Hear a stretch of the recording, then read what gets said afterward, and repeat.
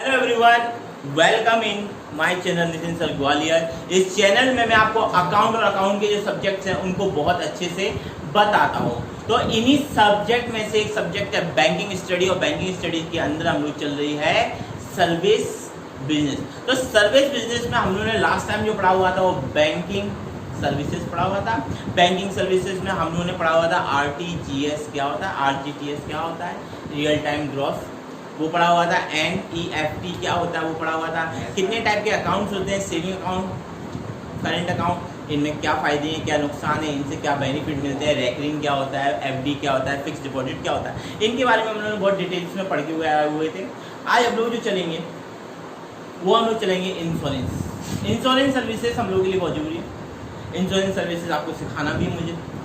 आखिरकार आप कब इंश्योरेंस लेना चाहिए, क्यों लेना चाहिए, लाइफ इंश्योरेंस क्या होता है, फायर इंश्योरेंस क्या होता है, इंश्योरेंस के प्रिंसिपल्स क्या हैं, इंश्योरेंस क्या चीज़ होती है। तो आज हम सारी चीज़ों को कवर करेंगे और ये वीडियोस बहुत इंपॉर्टेंट है। सारी वीडियोस की लिंक, मेरे प्लेलिस्ट की लिंक सब आपके डिस्क्रिप्शन में दी हुई है। तो आप लोग उसको यूज़ करें, वो लिंक का यूज़ करेंगे तो आप ऑटोमेटिकली सही जगह पहुँचेंगे। ओके, तो चलिए स्टार्ट करते हैं। तो बात करते हैं इंश्योरेंस क्या चीज़ होती है। आखिरकार इंश्योरेंस जो सब्जेक्ट मार्केट ऐसा बोलते हैं, वो तेजी से क्यों बोलते हैं, क्या रीज़न है, क्यों इंश्योरेंस को हर कोई प्रेफर नहीं करता, हर कोई सोचता है इंश्योरेंस कराऊंगा नहीं कराऊंगा, बेनिफिट है कि नहीं है।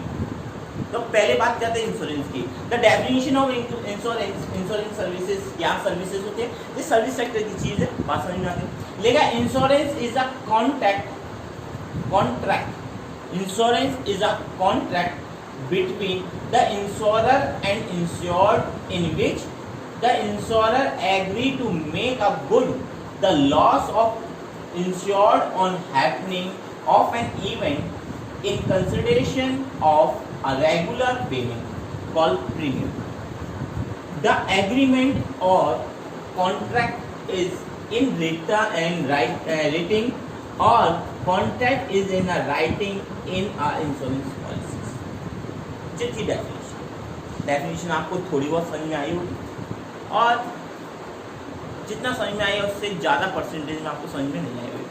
तो समझ में नहीं आई इसीलिए तो मैं यहाँ हूँ, तो समझा। इंश्योरेंस क्या है, इंश्योरेंस एक टाइप का कॉन्ट्रैक्ट है।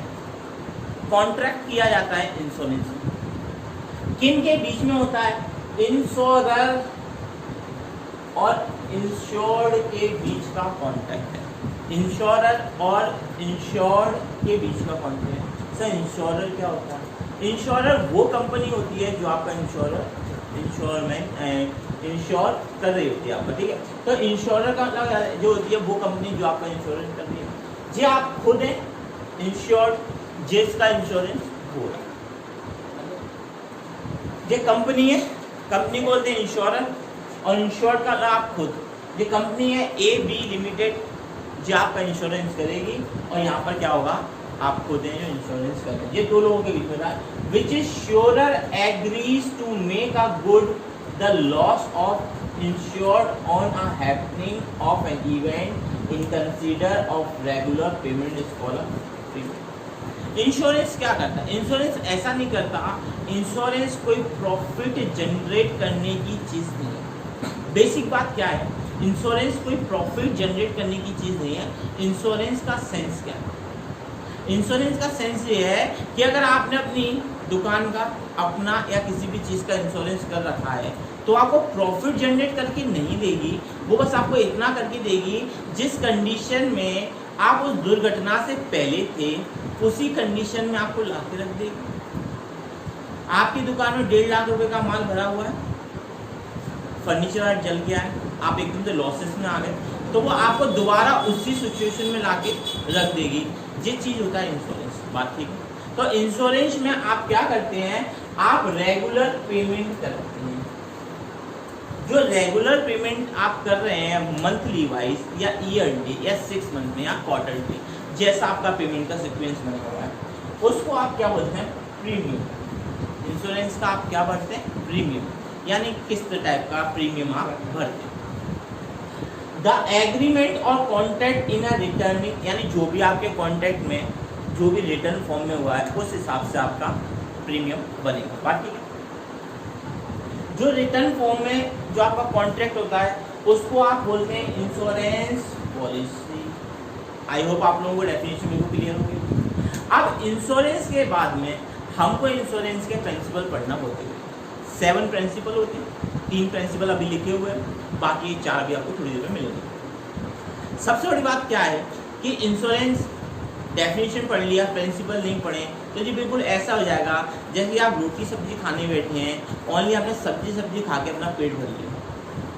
तो रोटी का जिस तरीके से आपके खाने में यूज़ है, रोटी और सब्जी खाने में जब आप केवल सब्जी खा लें या फिर रोटी खा लें तो वो एक तरीके प्रॉपर आपका डाइट नहीं खिलाएगा। तो प्रॉपर डाइट इसी तरह के इंश्योरेंस की प्रॉपर डाइट ऐसे नहीं खिलाएगी। इंश्योरेंस की प्रॉपर डाइट तब खिलाएगी आप प्रिंसिपल ऑफ इंश्योरेंस को आप लोग पढ़ेंगे। तो प्रिंसिपल इंश्योरेंस में आपके पास 3 प्रिंसिपल लिखे हुए हैं। ये है पहला principle of utmost good faith. क्या लिखा हुआ है? The principle of utmost good faith. क्या चीज है? According to this insurance is a contract based on a faith, यानी कि जो आपकी सच्चाई पर बेस्ड होता है। The insurer and insurer must disclose मैंने कहीं यूज किया, कभी वर्ड यूज किया? डिस्क्लोज यानी खुलासा, डिस्क्लोज यानी होता है खुलासा। All the fact to each other and both the parties should not hide any fact. भैया दोनों पार्टियां क्या नहीं कर सकती? कोई भी फैक्ट को हाइड नहीं कर सकती। Insurance policy from each. अब बात क्या समझते हैं? पहला प्रिंसिपल ये कहता है कि आपकी जो इंश्योरेंस कंपनी है वो आपकी सच्चाई के ऊपर डिपेंड करती है। सपोज कीजिए मैंने इंश्योरेंस करवाया था, अब मुझे पता है कि मुझे हार्ट की प्रॉब्लम है। अब अगर मैं आगे जाके हार्ट फेल से मर भी जाता हूँ और जब हमें बिल देखेंगे तो पता चलेगा कि हमारी इंश्योरेंस पॉलिसी लेने से पहले ये बंदा हार्ट पेशेंट था। तो मैं अपने बारे में अगर ऐसी कोई चीज़ छुपाता हूँ, तो अगर मैंने ऐसी चीज़ अपने बारे में छुपाई तो वो इंश्योरेंस जो मैं क्लेम करूँगा वो इंश्योरेंस क्लेम मुझे नहीं मिलेगा। बात यानी कि अगर आपने इंश्योरेंस करवाया और आपने अपने बारे में कोई भी चीज़ छुपाई हुई है और वो चीज़ पता चलती है जो पॉलिसी के खिलाफ है, तो आपको जो क्लेम मिलना था वो क्लेम नहीं मिलेगा। बात के लिए तो पहला प्रिंसिपल, या आप इसको किसी भी तरीके से समझ सकते हैं कि जैसे कि मेरी एक फैक्ट्री चल रही है। अब मुझे पता है फैक्ट्री की जो बिल्डिंग है वो बहुत जर्जर अवस्था में, मेरे पास नगर निगम से नोटिस आ रहे हैं। या फिर आप ऐसे समझ सकते हैं कि बिजली विभाग से मेरे को नोटिस आ रहे हैं कि आपकी जो वायर सप्लाई है वो सही नहीं है, फैक्ट्री चलाने के लिए अनुकूल जगह नहीं है, और मैंने ये बात इंश्योरेंस में छुपा रखी है, और कल को शॉर्ट सर्किट हो जाता है, मेरा सारा माल जल जाए। तो अगर सारा माल जल भी गया तो इंश्योरेंस वाले क्या कहेंगे? आपके पास तो पहले से नोटिस आ रहे थे, आपने पॉलिसीज करवाई थी। तो हम क्या है, पहला प्रिंसिपल ये कहता है कि हम किसी भी प्रकार की चीज़ों को इंश्योरेंस में छुपा नहीं सकते। बात clear? Second principle of insurable interest. According to this the insured must have an insurable interest in the subject of matter of insurance policy. Law does not permitted it. यानी कि इस प्रिंसिपल में ये है कि प्रिंसिपल इंश्योरेंस का कानून आपको कुछ चीज़ें परमिट नहीं करता। इंश्योरेंस का कानून आपको कुछ चीज़ें परमिट नहीं करता। ओके, क्या चीज़ें परमिट नहीं करता वो वाली बात आप सुन दीजिए। आपको इंश्योरेंस का कानून परमिट नहीं करता कुछ चीज़ें, जैसे कि इनमें से क्या चीज़ें आपके लिए हो सकती हैं। पहली चीज़ आप समझ सकते हैं। Okay, focus. इंश्योरेंस कुछ चीज़ों के लिए आप लोगों को परमिट नहीं करता है। वो परमिटेशन क्या है? जैसे कि कभी अगर आपको ऐसा बोल दिया according to this the insure must have the insurable interest, ऐसा नहीं कर सकते आप कि आपको पता है अगर आप डायरेक्टली जिस चीज़ का आपने इंश्योरेंस कराया, अगर उस चीज़ से आपका इंटरेस्ट नहीं है, आपका ताल्लुक नहीं है, तो आप उस चीज़ का इंश्योरेंस और उसका क्लेम नहीं कर सकते। बात समझ में आती है? किसी और की बिल्डिंग, किसी और का कुछ, तो आप उस चीज़ का क्लेम नहीं कर सकते। इंश्योरेंस में आप इस चीज़ का क्लेम बिल्कुल भी नहीं कर सकते। ओके, तो देखते हैं। ओके, तो आप उनमें से किसी भी चीज़ का इंश्योरेंस नहीं कर सकते जिस चीज़ से आपका इंटरेस्ट नहीं। ऐसा नहीं कर सकते कि कोई और की कंपनी है, कुछ और है, आपने उसका इंश्योरेंस करा लिया और क्लेम कर लिया। या आपको पता चला कि आपके मोहल्ले में एक बुजुर्ग महिला रहती है उस बुजुर्ग महिला का आपने इंश्योरेंस करा लिया, आपका उससे डायरेक्टली कोई संबंध नहीं है और आपको पता चलेगा कुछ दिनों में लुढ़कने वाली है, तो वो लुढ़कने वाली है, उनका आपने क्या करा लिया, इंश्योरेंस करा लिया। अगर आप उनका इंश्योरेंस कराएंगे, प्रिंसिपल इंश्योरेंस इंटरेस्ट आपको एक खिलाफ लगेगा और आप उसके क्या नहीं कर सकते, इंश्योरेंस को क्लेम नहीं कर सकते। ओके, थर्ड प्रिंसिपल चलते हैं। थर्ड प्रिंसिपल कहता है principle of indemnity. The principle of indemnity का मतलब क्या होता है? According to this the principle insurance is not a contract of making profit. The purpose of insurance is to bring back to the insured in the same financial position as he was before the loss। जैसा कि मैंने videos के starting में आपको बताया था, क्या बताया था? मैंने ये बताया था थर्ड प्रिंसिपल क्या कहता है, थर्ड प्रिंसिपल ऑफ इंश्योरेंस कहता है कि अगर कभी भी ऐसा होता है, कैसा होता है कि इंश्योरेंस लेने का मतलब आपका प्रॉफिट जनरेट नहीं है, कि कभी भी आप इंश्योरेंस इसलिए नहीं लेते कि आपको प्रॉफिट हो। इंश्योरेंस क्या करता है? इंश्योरेंस आपको करता है जब वो घटना आपके साथ घट जाती है, जब घटना वो आपके साथ घट जाती है तो इंश्योरेंस आपको as he was before the loss, आप लॉस से पहले जिस पोजीशन में थे उस पोजीशन में रखती है, वो आपको प्रॉफिट नहीं देती। बात ठीक है, क्लियर? तो तीन प्रिंसिपल्स हम लोगों ने समझ लिए हैं, आप लोगों को आई होप समझ में आ गया होगा। बाकी के चार प्रिंसिपल्स अब आपके पास आने वाले हैं। ओके, चलिए आगे के प्रिंसिपल्स के बारे में बात कर लेते हैं। इस वीडियो में हम लोग ऑलरेडी तीन प्रिंसिपल्स के बारे में बात कर चुके थे। आज हम चौथा, पांचवा, छठवा और सातवें प्रिंसिपल के बारे में बात करेंगे। जैसा कि आप देख रहे हैं, principle of contribution, what there mean? There mean are principle of contribution, यानी कि कंट्रीब्यूशन का मतलब क्या है? फर्स्ट ऑफ ऑल मैं आपको इसकी डेफिनेशन पढ़ के समझा देता हूँ। If a person has taken more than the one insurance policy for the same subject matter, and then all the insurance will contributed the amount of the losses as compensated। मतलब बहुत ही आसान शब्दों में मैं आपको समझा देता हूँ। मैं आप लोगों का ध्यान अपने वीडियोस पर चाहता हूँ। कृपया अपने पेन, रजिस्टर, कॉपी सबको साइड में रखें और बातें समझते हैं, ठीक है? अगर आप अपनी दुनिया में बिजी रहेंगे तो जिस दुनिया में आ ही नहीं पाएंगे। तो इंश्योरेंस लेने से पहले कुछ प्रिंसिपल्स हैं जो हमें पता होना चाहिए। सबसे पहली बात, कुछ लोग ज़्यादा शाने होते हैं। वो शाने लोग क्या करते हैं? शाने लोग एक काम करते हैं, क्योंकि नॉलेज होती नहीं है, नितिन सर के पास आए हुए नहीं होते हैं, इंश्योरेंस के बारे में पता नहीं होता, वहाँ पर सब्जेक्ट मार्केट रिस्क, वो रिस्क को पढ़ने नहीं चाहते, बोलते हैं इंश्योरेंस का जो एजेंट होता है उसको बिलीव कर लेते हैं। तो भैया बिलीव ना करें, नितिन सर के पास आए, बहुत ही कम अमाउंट है, नहीं भी आना चाहते हैं नितिन सर ग्वालियर चैनल को सब्सक्राइब कर सकते हैं। बात करते हैं, अगर आपने एक ही चीज़ की, एक आपकी दुकान है, उसी दुकान के आपने ए कंपनी, ए प्राइवेट लिमिटेड से इंश्योरेंस ले रखा है, उसी दुकान का बी प्राइवेट लिमिटेड से भी इंश्योरेंस ले रखा है, उसी दुकान का सी प्राइवेट लिमिटेड से भी इंश्योरेंस ले रखा है, उसी दुकान का डी प्राइवेट लिमिटेड का भी इंश्योरेंस ले रखा है, यानी आपने एक ही चीज़ का इंश्योरेंस एक से ज़्यादा इंश्योरेंस कंपनियों से ले रखा और प्रीमियम भी भुगत रहे हैं। पर यहाँ पर क्या प्रॉब्लम हो जाएगी?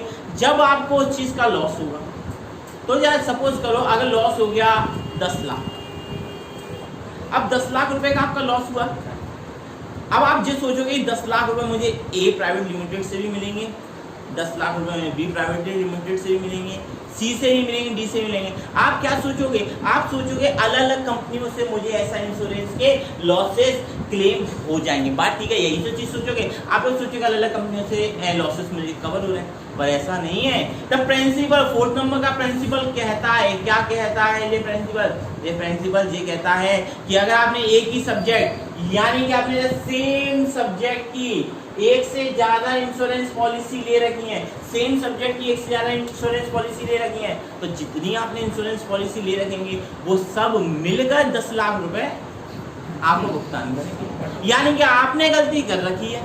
आपने क्या गलती कर रखी है? आपने ये गलती कर रखी है कि आपने एक ही सब्जेक्ट की अलग अलग जगह पॉलिसीज ले रखी है। आपको ऐसा नहीं करना चाहिए था, एक पॉलिसी एक सब्जेक्ट की लेनी चाहिए थी, तो आपको पूरा 10 लाख रुपए कौन देगा? कोई कंपनी देगी। अब अगर भैया अगर आपने 5 कंपनियों से ले रखा है इंश्योरेंस एक ही चीज़ का, तो आपको जो मिक्स पैसा देगी है 5 लाख का आपका नुकसान हो गया, तो सब अपने अपने रेशियो के हिसाब से आपको पैसा देंगे। बात क्लियर? ओके, चलो आगे बढ़ते हैं ना। प्रिंसिपल ऑफ सब ऑरिजिन, तो भैया इसके बारे में बात कर लेते हैं। When the insured is compensated for the losses or compensated for the losses or damage due to the property insured by him. The principle of when the insurance is compensated for the losses or damages to the insurance, यानी कि यहाँ पर क्या बोलता है, यहाँ पर जो चीज बोलता है कि प्रिंसिपल आपका सब ओरिजिनेटेड का मतलब क्या है कि अगर आपको कोई भी चीज का डैमेज होता है तो डैमेजेस आपका जो रिकवर करेंगे हम लोग जो डैमेजेस का, तो भैया वो क्या करेगी, जैसे कि मेरी एक फर्नीचर की दुकान थी या किसी भी चीज़ की दुकान है या फिर मेरी कोई बड़ी सी इंडस्ट्री है। इस इंडस्ट्री की कहानी क्या है, इस इंडस्ट्री में ये कहानी है कि अगर मेरे को लॉसेस हो गया, कंपनी ने मेरा लॉसेस को क्लेम भी कर दिया, पर कंपनी क्या करेगी, जो जो चीज़ें आपके यहाँ पर फायर इंश्योरेंस ले रखा है, जो जो चीज़ें आपकी जली होंगी, आधी मशीनें या आधा फैन मेरा कुछ चीज़ें आपकी जल गई हैं, तो कंपनी आपको क्लेम करेगी, आपको दे जाएगी। उसके अलावा जो जो सामान जला होगा, जो भी कोई कबाड़ा होगा, जला होगा या आधा सही होगा या थोड़ा बहुत जला होगा, वो सबको अपने साथ ले जाएगी। ऐसा नहीं करेगी कि कंपनी ने आपको बोल दिया और आपको नई चीज़ें भी देनी, आप पुरानी चीज़ों को रीयूज भी कर रहे हैं। आप पुरानी चीज़ों को क्या नहीं कर सकते, रीयूज नहीं कर सकते। आपके लिए क्या कर दिया है, कंपनी को जिस जिस चीज़ का आपको क्लेम दिया है और जो सामान आपका जल गया था वो सारा सामान अपने साथ लेके जाइए। बात ठीक है। ओके, द नेक्स्ट प्रिंसिपल देखते हैं, the principle of causes proxima. ओ, ये बहुत बढ़िया प्रिंसिपल है। ये प्रिंसिपल मुझे समझाने की जरूरत ही नहीं है, ये प्रिंसिपल मुझे समझाने की जरूरत नहीं है, क्योंकि इस प्रिंसिपल पर एक मूवी बनी हुई है जिसको आप बोलते हैं ओ माय गॉड।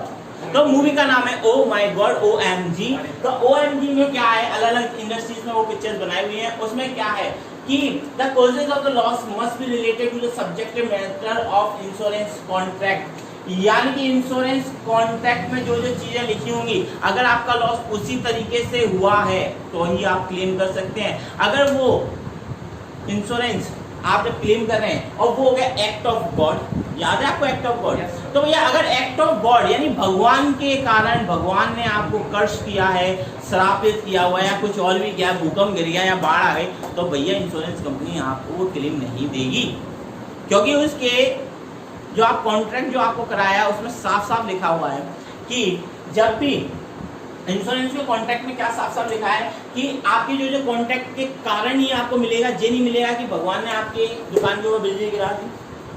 तो आप समझते हैं, इसके बारे में वो ज़्यादा समझाने की जरूरत ही नहीं है। एक्ट ऑफ गॉड नहीं है तो भैया दोबारा से ओ माय गॉड मूवी आप लोग एक बार देख लीजिए, समझ में आएगा। प्रिंसिपल नंबर 6 बात करते थे last principle, the principle of mitigation of losses.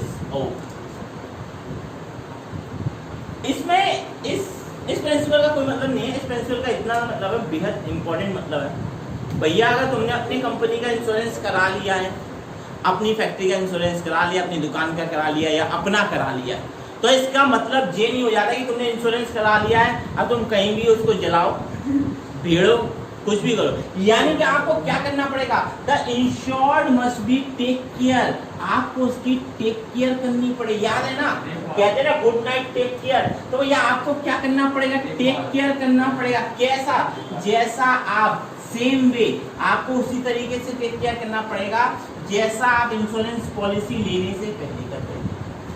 आपको सेम टू सेम वैसे टेक केयर, अगर इंश्योरेंस पॉलिसी जो इस कंपनी ने जनरेट करी उसको पता चलेगा कि आप लापरवाही कर रहे हैं, आप दुकान के अंदर ही कचरा जला रहे हैं या आप इलेक्ट्रिक शॉक वायर कर रहे हैं, आप बहुत सारी चीजें कर रहे हैं, अगर ऐसा कुछ भी काम करते हैं तो आपका जो 7 प्रिंसिपल है उस प्रिंसिपल के अकॉर्डिंगली क्या है कि आपको उस चीज का टेक केयर करनी है पहले के ही तरह। बात ठीक है, समझ में आ गई।